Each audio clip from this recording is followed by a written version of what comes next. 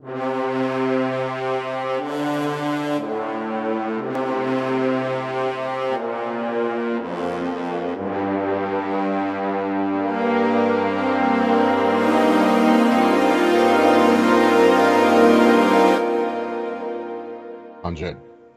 been a wild and crazy episode.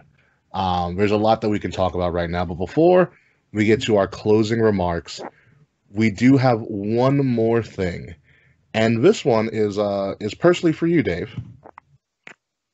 So listen up, as Will has something to tell you on behalf of all of us. Take it away, Will. We're doing it that way. Shit. All right. How do you want to do it? No, it's fine. We can totally do this. We're gonna do my speech now. Okay. I got you. All right, Dave. So, fun fact, story time with Dave. As we mentioned earlier, me and Dave first met in the Tep House at a mixer or a party, just getting drunk and being silly. And wrestling came up, and I don't know if it was 3 hours, but it's certainly a hell of a long time. We just talking and shooting shit about wrestling. Little did I know that Dave was part of the fraternity. I was a sophomore at the time. I thought Dave was just a senior. Little did I know he was a super senior. And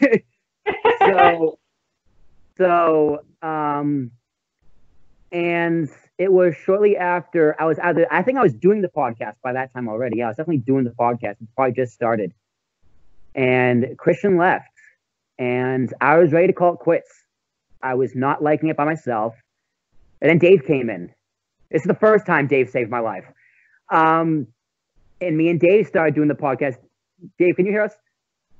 Yeah, I can hear you. Okay. So I was like, you're making like a mime gesture. No. I was saying the first time. First time, number one. So then Dave came on the show, and not gonna lie, within like 9-10 episodes, I was ready to call it quits again. I was just not liking what we were doing. I only had one microphone. Me and Dave, we have good chemistry because we're good friends. But on the podcast, I was just getting very frustrated. And then he brought Ricky in. And that was the second time Dave saved my life. Because this podcast is a big part of my life. It has been a big part of my life. It's going to continue to be a big part of my life. And from there, my podcasting dreams and aspirations continued. They kept going on and on and on. Eventually led to the Kings of Rings Network. And then it led to Rant with Dan Network. And that leads to Ambiguous Productions and Ambiguous Network. And running my own company all around podcasting and websiting and marketing and all that bullshit. And before you know it, I'm going to be a very successful CEO running my own podcast company. And it all goes back because Dave walked into the Tep House when I was going to do a recording. It all happened because Dave introduced Ricky into the show. It all happened because Dave did all these episodes with us. It happened because Dave sat with me talking about wrestling in a frat house at a party. So, Dave, you have been a humongous influence on my life. And I can't thank you enough. I cannot express properly how important of a person you are to me. And as hard as it was to have you leave the show, what was best for you and for us at the time. And for you being sober, I could not be more proud of you. You graduating, I could not be more proud of you. For where you are today, I could not be more proud and happy and honored to be your friend and your brother. And for that, I came up with the idea. Ideas been floating around for a while, but the right time. And I think now is the right time on episode number 200. So, ladies and gentlemen, we are introducing the one, the only Mr. Dave Malkowicz as the first class. The man who stands alone in the Kings of the Rings Hall of Fame. Mr. Malkowicz, the floor is yours to say words. That is my speech. Inducting you into the KOTR Hall of Fame. Now, before I let you speak, we are going to give you your own shirts. Rant made us a logo for you. Your own shirt will be in the mail. You do not have to send me pants. That has been vetoed. And the Kings of the Rings Hall of Fame will be something we do once a year. Every Money for the Marks, we will be introducing a new class of the Hall of Fame. And I cannot picture a perfect person, a man who stands on his own, the pillar, the foundation of this podcast and my podcasting career, Mr. Dave Malkovich. Okay, I'm actually at a loss for words. Like, I'm not gonna lie. The whole time we've been part of the show and even departing from the show, we always used to say that. Like, you always used to say, like, if there was a KOTR Hall of Fame, you'd be the first in it. And, you know, it's great to hear that. In the same respect, like, you know, I never thought it would be anything more than that. And, yeah, I mean, we parted ways on great terms. And, I mean, I'm honored that you guys decided to drop this on me in this anniversary episode for your podcast, our podcast, but now your guys' podcast. And I mean, that's a beautiful design. You're welcome. That's a beautiful design. And I mean, you guys said Rantfather did that? Yes, he did.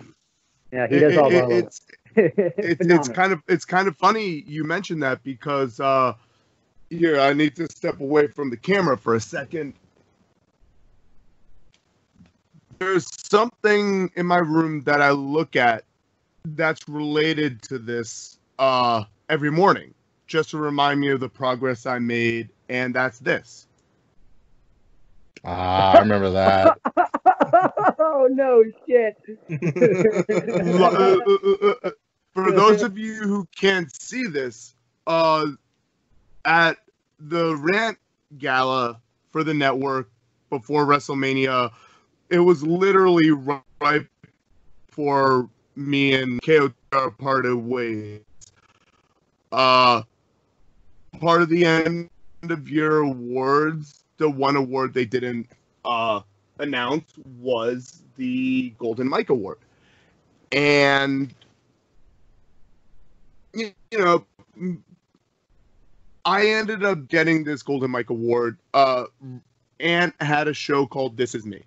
And it's where I basically put it all out there about my history with substance abuse, my possession collars, my time in the program, finishing the program. And I was given that award. And I literally have it about 45 degrees from my bed in front of my Game of Thrones pops. And literally I'll wake up and that's the first thing I'll see every day. And I'll think about doing that episode. I'll think about the gala. I'll think about my time with KOTR, my time with RWA. And it literally is, it's a sign for me. And to this day, I still have maintained my sobriety from controlled substances. I'm at 2.5 years now. Fuck yeah. But no, like I'm literally like looking at like this design, and it may not sound like it. Like Will, Ricky, you guys have seen me cry, so you guys know what it sounds like when I'm. I was counting on it, motherfucker. It.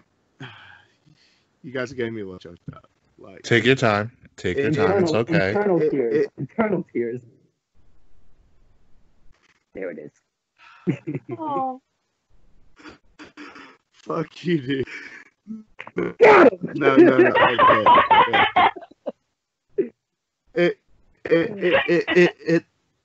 It means the world to me. Like, something so simple as this. Something so simple as the time that the 3 and 4 of us have spent together. Kate, when you were a guest on our show, and now you are filling my shoes perfectly, to New Orleans, giving me the Jake the Snake thing, to Summerant when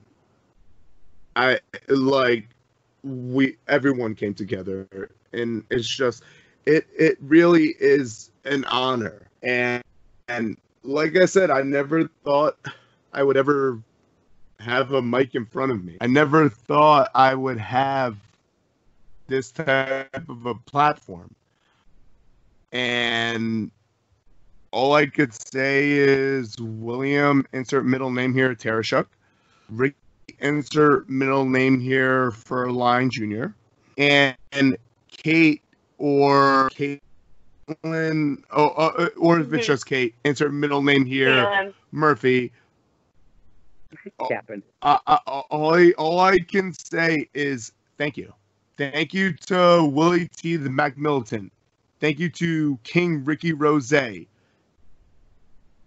Thank you to the HBIC, the head be in charge. And I actually do. And I actually want to end this with something I actually told Ricky when he first asked me to do this episode. I'm not sure if you guys have listened to any of my episodes of The Crossroads, but about 4 or 5 episodes ago, I actually made an announcement on there.